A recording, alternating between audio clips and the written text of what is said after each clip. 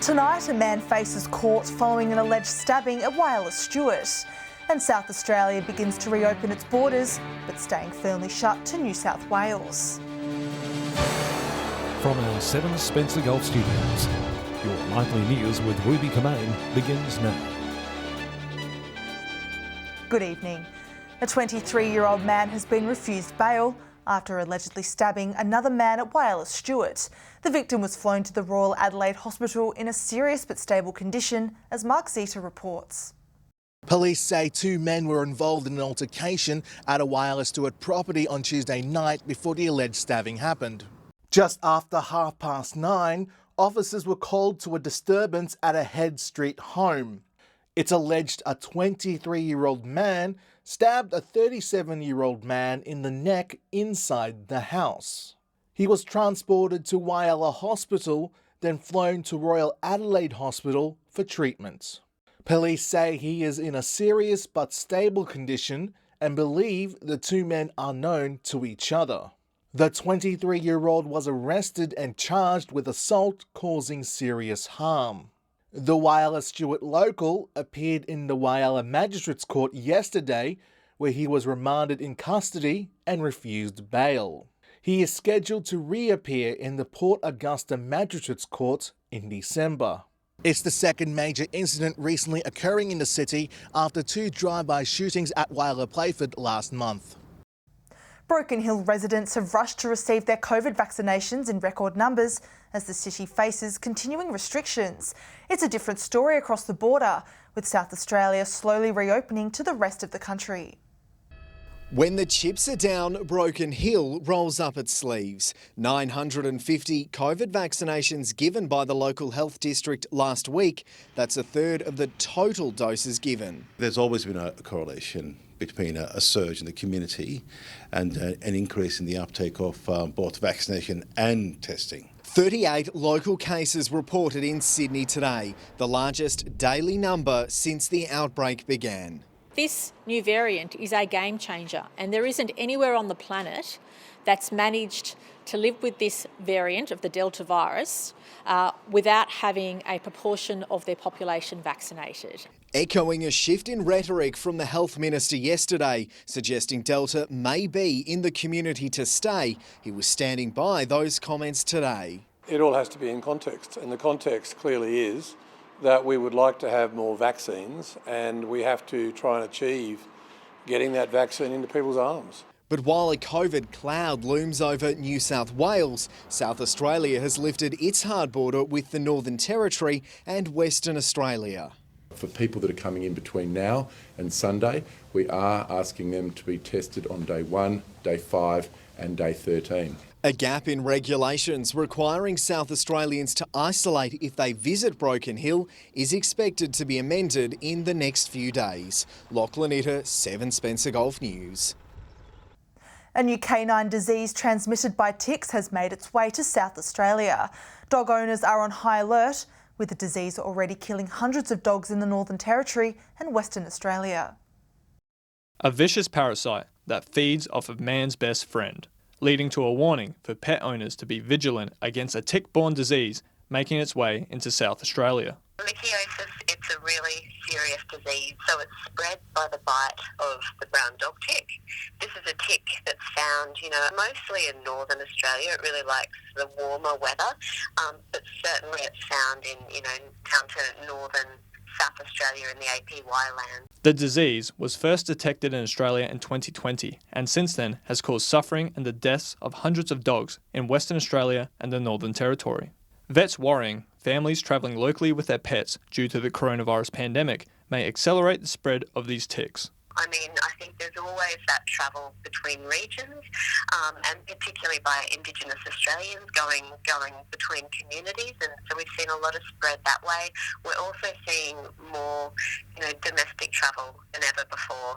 If you're travelling to an area where ticks are known, so north of Port Augusta, then what you need to do is you need to be looking at your dog, looking between the toes, looking through their fur, in their ears, to make sure that they haven't picked up tick infections. Although symptoms are not always visible, some dogs can display signs of fever, lethargy, loss of appetite and bleeding.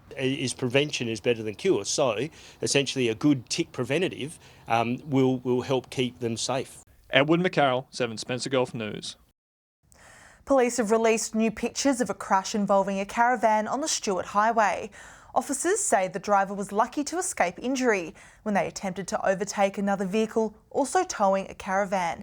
They then lost control and rolled, destroying both the car and the caravan. The other vehicle remained untouched. Police are reminding drivers to avoid unnecessarily overtaking other vehicles on the state's highways.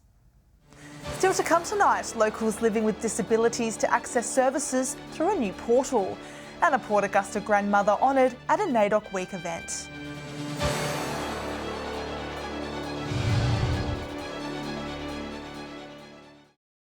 Welcome back. Residents living with a disability across the Spencer Gulf now have access to a new online portal aiming to create easier access to information and advice.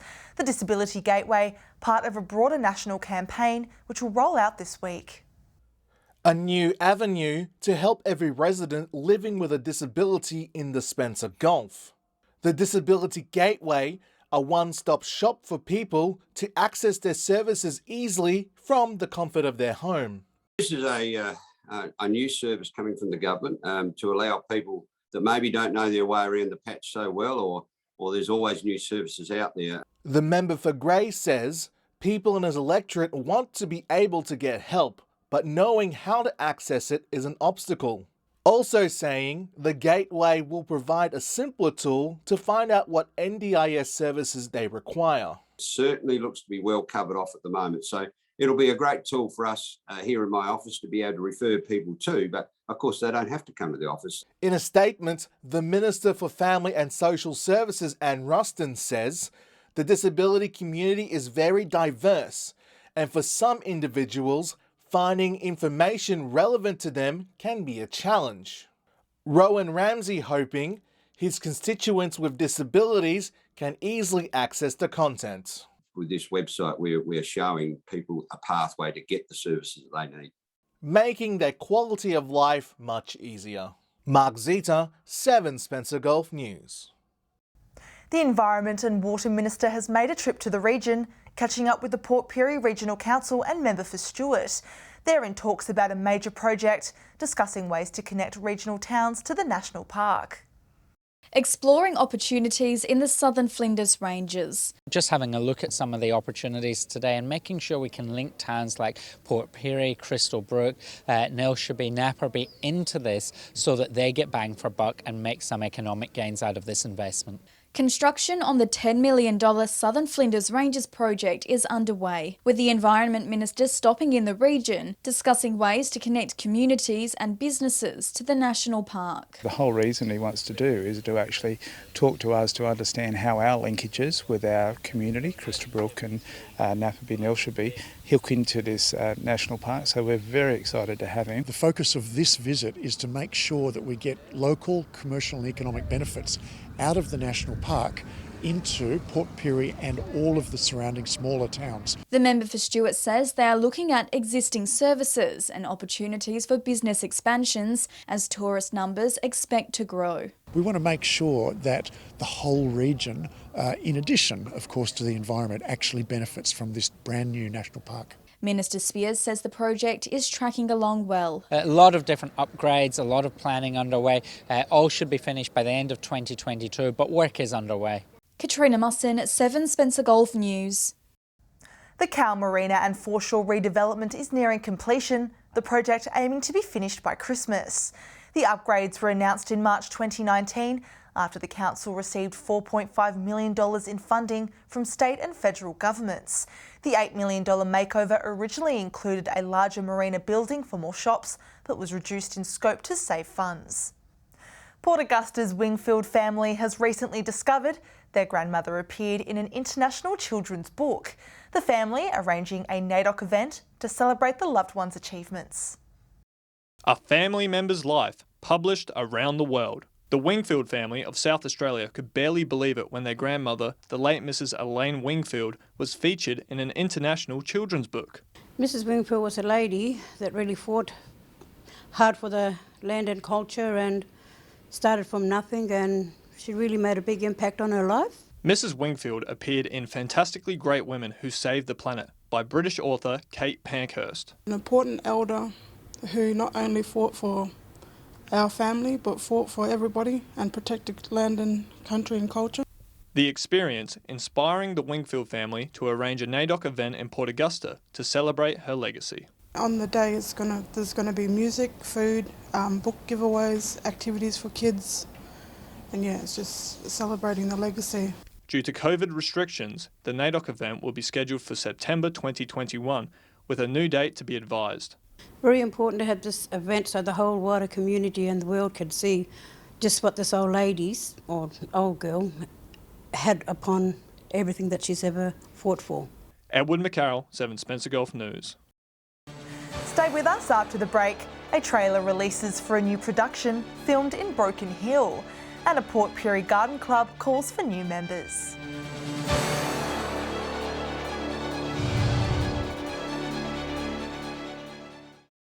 Hello again. We've been given our first look at the new RFDS TV show, inspired by some of the organisation's real-life stories.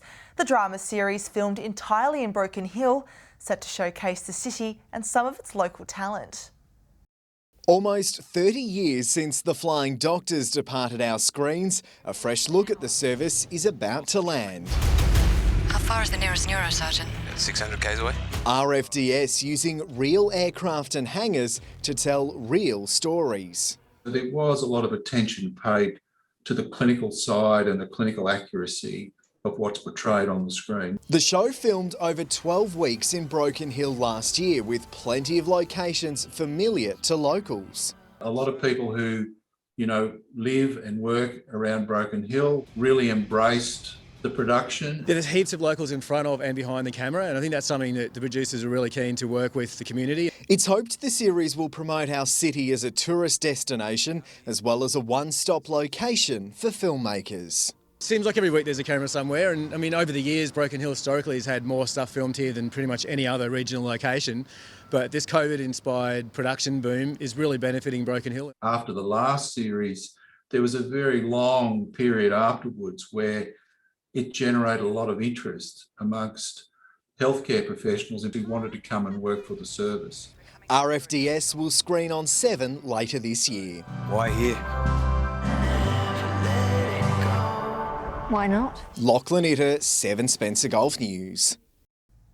The Fame Awards are back in Port Lincoln this year, after last year's event was cancelled due to COVID-19. There's a buzz around the city, with a record number of entrants participating in the annual event, honouring local film, music and entertainment. Marching all the way to the Nautilus Arts Centre for this year's Fame Awards, the Greatest Showman themed event set to take the city of Port Lincoln by storm. We've been getting bigger and better every year. So if you loved not last year, but the last one, which was our best show ever, this is going to be the greatest show.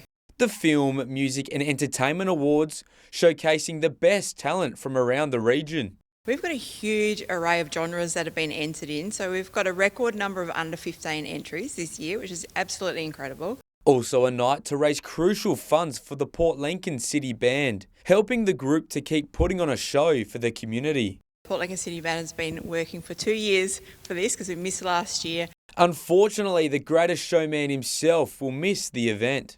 Hugh actually put his apologies in. Because of COVID, he couldn't travel. This is the 9th year the awards will take place. Tickets are flying out the door, so head to the Nautilus Arts Centre website or in-store to book. We can certainly tell the community is super excited because we're selling tickets so fast, there are not many left. The awards are on Friday night, July 23, with prizes to be won for Best Dressed. Super excited for the night, it's going to be fantastic. Dylan Smith, 7 Spencer Gulf News. If you love everything gardening, there's a Port Pirie club looking for you.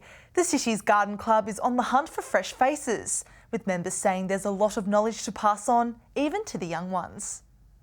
Having a green thumb means having special skills for gardening, but these members of the Port Pirie Garden Club are happy to help anyone when it comes to growing their garden. As much as you know, there's always something else you don't know, and other people can help you with. The club has been in the city for almost 40 years and brings its 35 members together for monthly meetings. These locals saying since joining the club they are always learning something new while also treasuring friendships. The friendship and the different flowers and different guest speakers we have to talk about things, and you're always learning with the gardens. I've picked up some really good hints on how to garden, how to prepare the soil and look after your plants. I think I'm a better gardener for coming here. Now on the lookout for new members, especially young ones, to pass on their knowledge. We have people here that have experienced different types of things at different times, and they pass their knowledge on to us, and so we progress along steadily. Members meet on the first Tuesday of every month at the Anglican Church on David Street. If you'd like to join a club with good members, they're very friendly and they're helpful, and they're only too willing to help, this is the place to come. Katrina Musson, 7 Spencer Golf News. Stay with us after the break. Our fishing experts will share their tips for the weekend. And we'll have all the weather details with Alex Sykes. We'll see you again soon.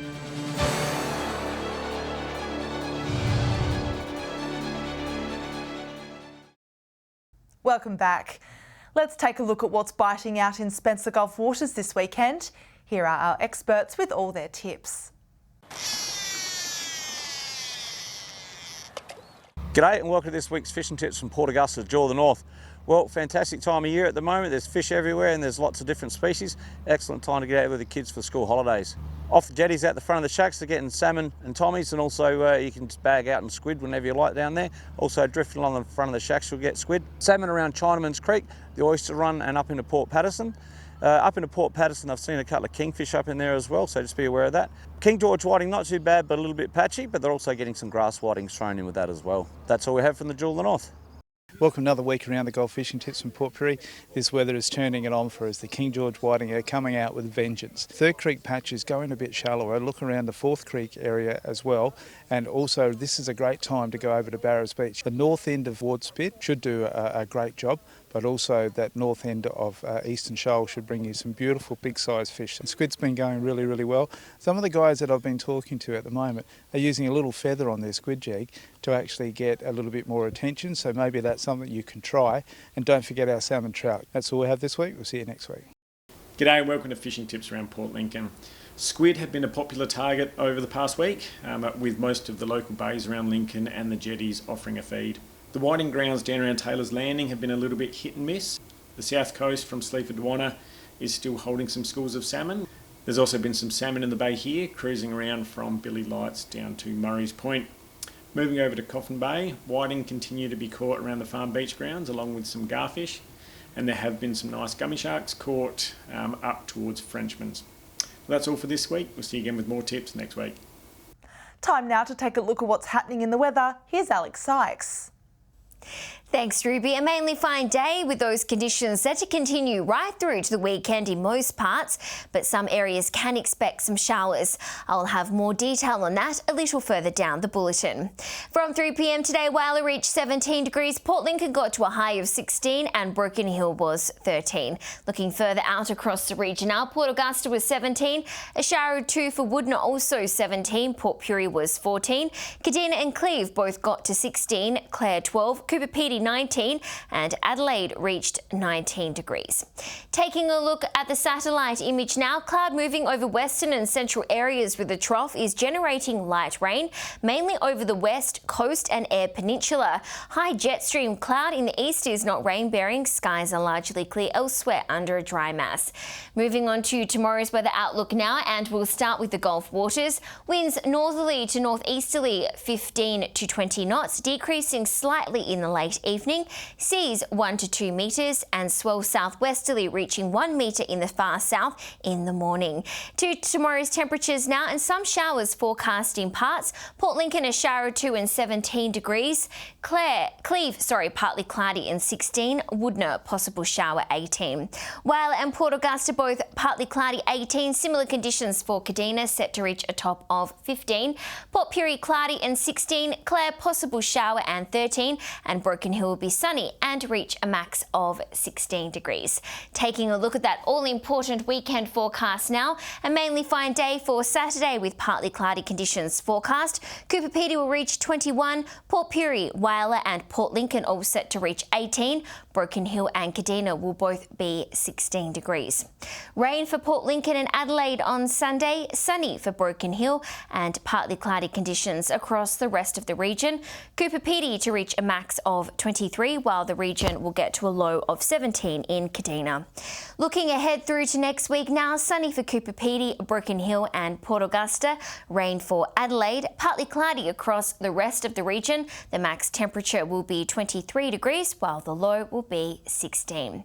So not a bad weekend in store, and only one more day until we can enjoy the conditions. And that's all the weather from me for tonight. See you soon with an update. It's back to you, Ruby. Wonderful. Thanks for that, Alex. And that's the local news this Thursday evening.